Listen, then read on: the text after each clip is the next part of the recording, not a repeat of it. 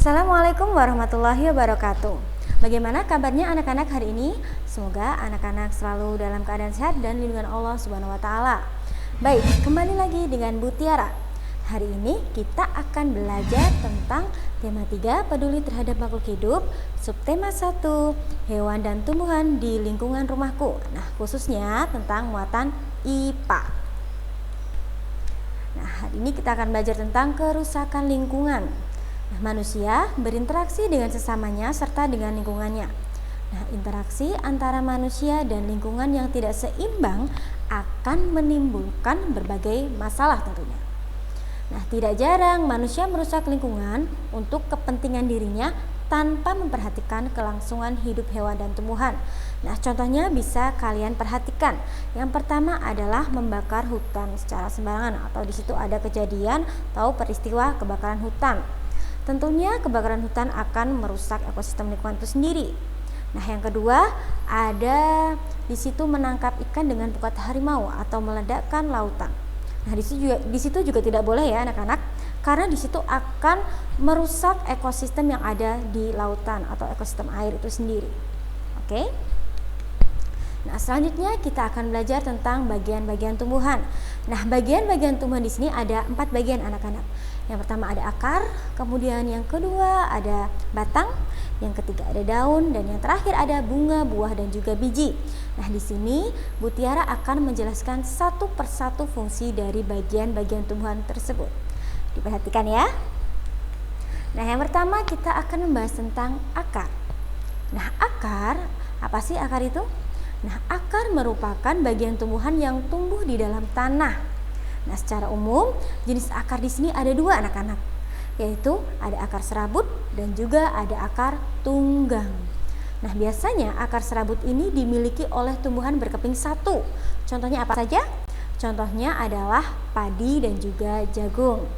Nah, sedangkan untuk akar tunggang di sini dimiliki oleh tumbuhan berkeping 2. Nah, contohnya apa? Contohnya adalah mangga dan juga jambu.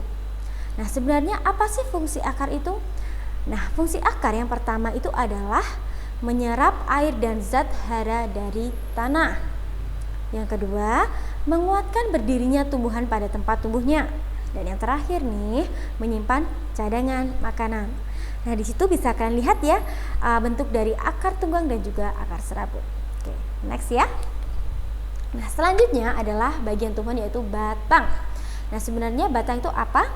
Batang adalah bagian tumbuhan yang berada di atas tanah. Nah, fungsi batang antara lain sebagai berikut. Yang pertama nih, ada menyalurkan air, zat hara, dan zat makanan ke seluruh bagian tumbuhan. Nah, itu adalah tugas dari batang. Nah, yang kedua, yaitu adalah tempat tumbuhnya daun, bunga, serta buah.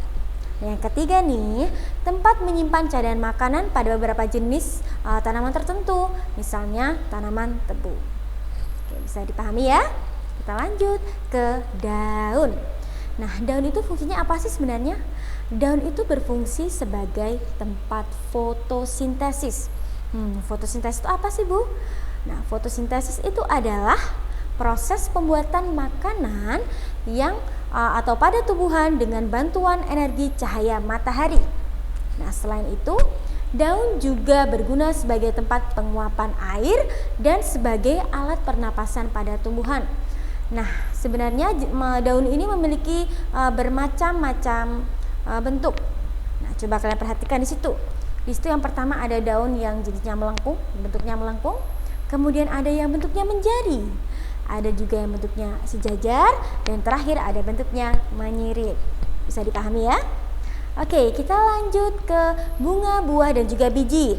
Coba kalian perhatikan di situ anak-anak. Nah, bunga di sini memiliki peran penting dalam perkembangbiakan tumbuhan. Karena apa? Karena pada bunga terdapat alat-alat perkembangbiakan. Nah, yaitu adalah putik dan juga benang sari. Nah, bunga tersusun atas beberapa bagian, yaitu ada mahkota, kemudian ada kelopak, ada tangkai putik dan juga benang sari. Ada tangkai putik dan juga benang sari di sini. Nah, sedangkan buah dan biji merupakan bagian tumbuhan hasil dan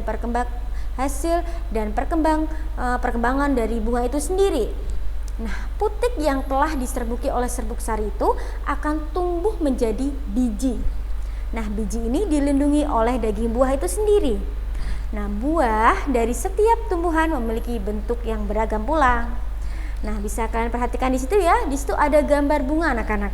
Di situ ada bagian mahkota bunga, kemudian ada kepala sarinya, ada benang sarinya, ada kepala putiknya, kemudian ada tangkai putiknya. Di situ juga ada kelopaknya. Bisa kalian perhatikan ya. Kemudian ada bakal bijinya, ada dasar bunganya, dan tentunya ada juga tangkai bunganya. Bisa dipahami ya? Baik, sekian video pembelajaran dari Bu Tiara, semoga bermanfaat. Sampai bertemu di video pembelajaran selanjutnya. Wassalamualaikum warahmatullahi wabarakatuh.